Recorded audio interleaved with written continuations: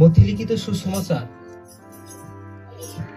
11 অধ্যায় 28 পদে কি লেখা আছে? রাইট, একদম ঠিক বলেছেন যে হে পরিশ্রান্ত ভারাক্রান্ত লোক সকল, তোমরা আমার নিকটে আইসো, আমি তোমাদিগকে বিশ্রাম দিব। বিষয়টা হচ্ছে এটাই, হে পরিশ্রান্ত আর কি ভারাক্রান্ত লোক সকল, হে পরিশ্রান্ত আর ভারাক্রান্ত লোক সকল, তোমরা আমার নিকটে আইসো, আমি তোমাদিগকে বিশ্রাম দেব।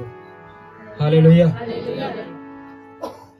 অ্যাকচুয়াল আজকের প্রত্যেকটা মানুষ কিন্তু বিশ্রামের মধ্যে নেই, ওকে? কিন্তু আজকে যেই ব্যক্তিটা, যেই মানুষটা তার সমস্যার জন্য, প্রবলেমের জন্য, কষ্টের জন্য, যন্ত্রণার জন্য, রোগের জন্য তারা ছুটে চলেছে কোথায়? নিজেকে বাঁচানোর জন্য, রক্ষা করবার জন্য, তাকে সে সুস্থ হয়। তারা বিভিন্ন জায়গায় দৌড়াচ্ছে কিনা, এই ডক্টর, ওই ডক্টর, সেই ডক্টর।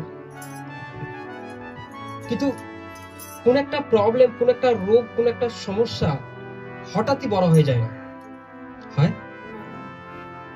একটা রোগের সূত্রপাত কিন্তু ছোট থেকে, একদম ছোট, হ্যাঁ কি না? কিন্তু সে তো প্রথম মনে করে যে আমি হয়তো একটা ট্যাবলেট খেলে ঠিক হয়ে যাবে, ডক্টর সে দেখায় না ফার্স্ট, কিন্তু দেখালো তাতে সে ঠিক হচ্ছে না। তারপর সে ছোটখাটো পাড়াগ্রামে যে সমস্ত ডাক্তাররা থাকে তাদের কাছে যায়, কিন্তু সেখানে যাওয়ার পরেও দেখা গেল অনেক মানুষই রয়েছে, অনেকে সুস্থ হয়ে যায়, বাট অনেকে হয় না। কিন্তু হতে হতে কি হয়, একটা সময় আসে তার শরীরের মধ্যে রোগটা একটু বড় আকার ধারণ করে। সে তখন নিজেকে নিয়ে কি করছে, একদম পরিশ্রান্ত হয়ে যাচ্ছে যে কিভাবে সুস্থ হব, কোথায় গেলে সুস্থ হব, কেমন ভাবে সুস্থ হব। হতে পারে থাইরয়েড, থাকতে পারে ক্যান্সার, থাকতে পারে সুগার, টিউমার থাকতে পারে, গল ব্লাডারে কোনো পাথর থাকতে পারে, যে কোনো প্রবলেম, যে কোনো সমস্যা। কিন্তু একটা সময় সেই ব্যক্তি যখন মনে করে যে, কারণ আপনি কোনো জায়গায় সুস্থ হতে গেলে আপনাকে দেখি তো আর কেউ বলবে না আমি তোমাকে ভালো করে দিচ্ছি, হ্যাঁ কি না? প্রত্যেকটা মানুষ কোনো জায়গায় আগাতে গেলে তারা মনে করে আগে পয়সার দরকার। কিন্তু আপনার আমার ফ্যামিলিতে কত টাকা রয়েছে? একটা মাসে আজকের দিনে দাঁড়িয়ে যদি দেখা যায়, একটা ফ্যামিলি যদি 4 জন ক্যান্ডিডেট থাকে, 5 জন থাকে, টোটাল হিসাব করলে দেখবেন আপনার ইনকাম যদি 10,000 হয়, 15,000 হয়, প্রায় অর্ধেক টাকা তাতেই চলে যায়। যায় কি যায় না? হ্যাঁ কি না? আজকে যখন মানুষ এটা সপ্তাহ পর সপ্তাহ, মাসের পর মাস, বছরের পর বছর তারা খরচা করতে থাকে, কি করতে থাকে? খরচ করতে থাকে। একটা সময় তারা নিজেরাই বিরক্তি হয়ে যায়, কি বলে, আর খরচ করতে পারছি না। কি করতে পারছি না? আর ভালো লাগছে না। তখন তারা ভারাক্রান্ত হয়ে যায়। ভারাক্রান্ত মানে হ্যাঁ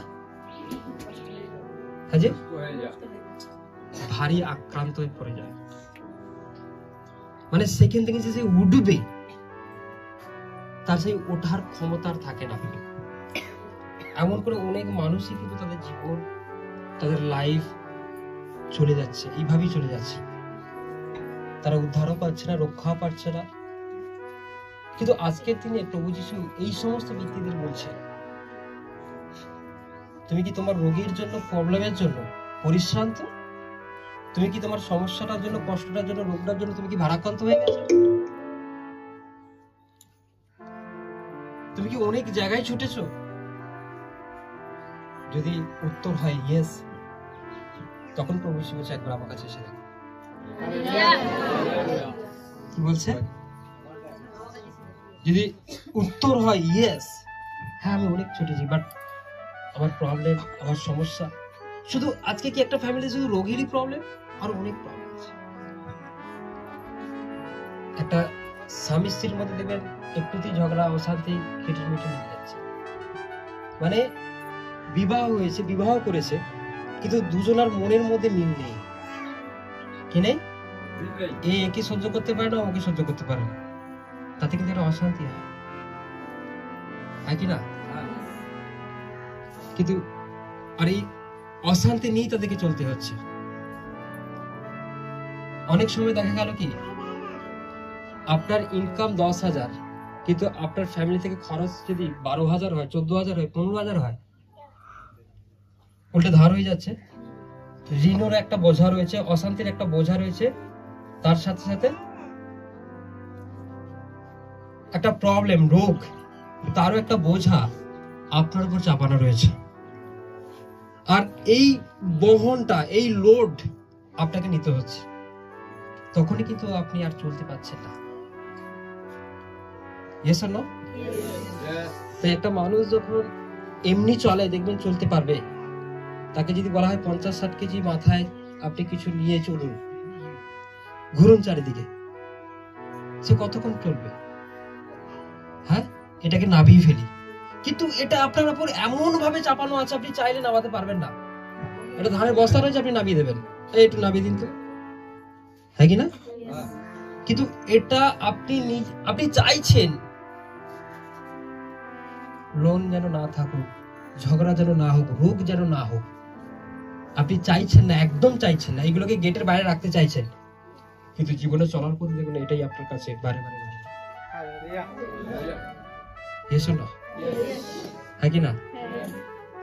কিন্তু এখানে অনেক কিছু বিষয় রয়েছে। আজ পারমেশ্বর বলছে, যদি আপনারা চাইছেন বিশ্রাম পেতে, যদি চাইছেন উদ্ধার পেতে, তাহলে একবার তার কাছে আসুন, বিশ্বাস করে। কি করে দেখুন?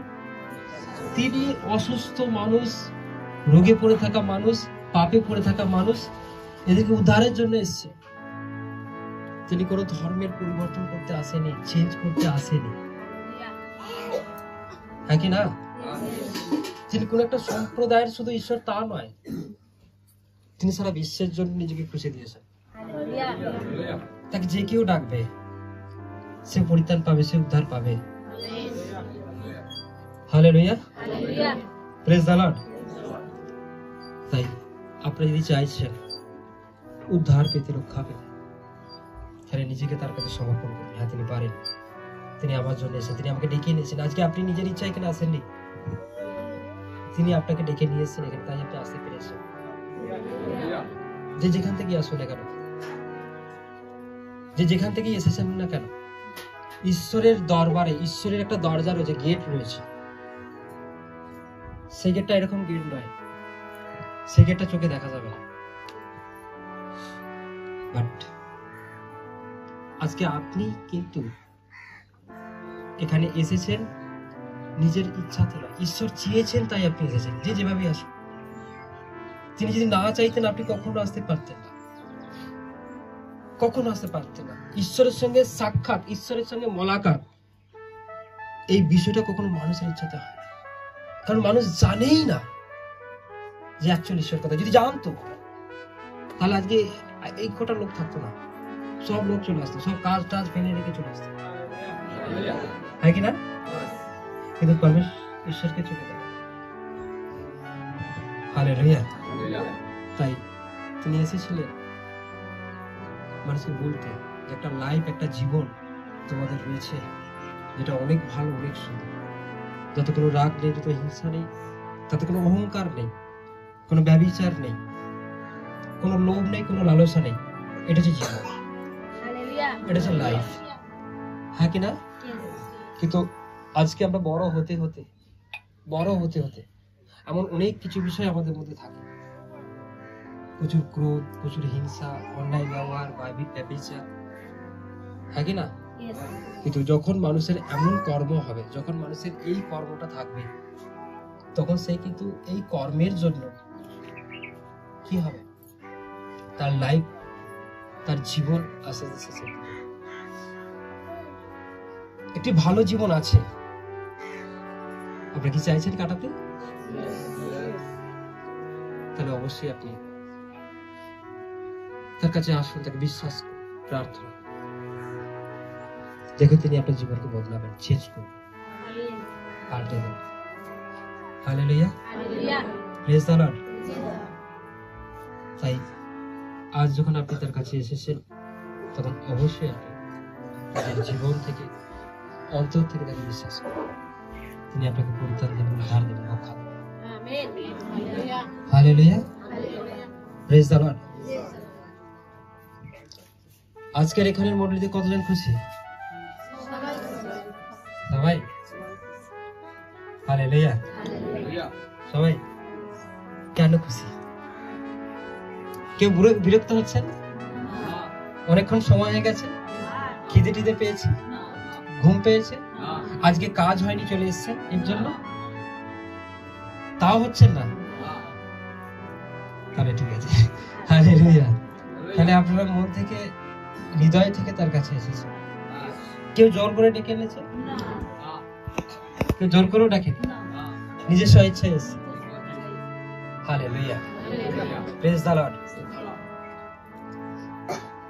এখানে কতজন প্রভু যিশুকে পাওয়ার পর ঠিকঠাক আছেন, যে একদম দারুণ আছে? সবাই হাত তুলে দিয়েছে, আমিও ভালো আছি। হালেলুয়া, সুন্দর। Hallelujah, praise the Lord. কেন জানেন? তিনি সুন্দর রাখতে পারেন। হ্যাঁ, আমি এর আগেও অনেক জায়গায় অনেক ভাবে এটা বলেছি। একটা খাবারকে যদি আপনি এমনি বাইরে ফেলে রাখেন, ওটা তাড়াতাড়ি খারাপ হয়ে যায়। অনেক বাড়িতে ফ্রিজ কেন কেনে বলুন তো? ভালো থাকবে না, ফ্রিজ ভালো থাকবে না, কেন কিনে?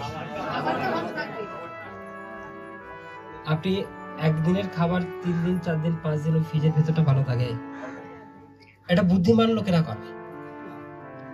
হ্যাঁ, আপনি একটা নরমালি বাজার থেকে আলু কিনে নিয়ে এলে 1 সপ্তাহ থাকবে, তারপর যদি ওই আলুটাকে যদি স্টোরে দিয়ে দেয়, কতদিন, দীর্ঘদিন যাবত ওই আলুটা কিন্তু ভালো থাকে, থাকে না? কিন্তু এটা তো আমরা বুঝলাম সবজির কথা, আনাজের কথা, আলুর কথা, খাবারের কথা, কিন্তু মানুষ কোথায় থাকলে ভালো থাকে? সে আর পচে যাবে না। মানুষ বাইরে থাকে, তার শরীরে এমন খারাপ হতে থাকে, কিন্তু যখন সে ঈশ্বরের কাছে থাকবে, কোনো ব্যক্তি বলবে না যে আমি খারাপ আছি। অ্যাকচুয়াল আপনি যে বলছেন যে সুন্দর আছে, এটার মেন কারণই আপনি ঈশ্বরের সঙ্গে আছেন। Hallelujah, praise the Lord. তাই আসুন আমরা প্রত্যেককে ঈশ্বরের কাছে নিজেকে সমর্পণ করি, একটা কমিটমেন্ট করি, তাকে পরমেশ্বর আমাদের জীবনে অলৌকিক কার্য করে।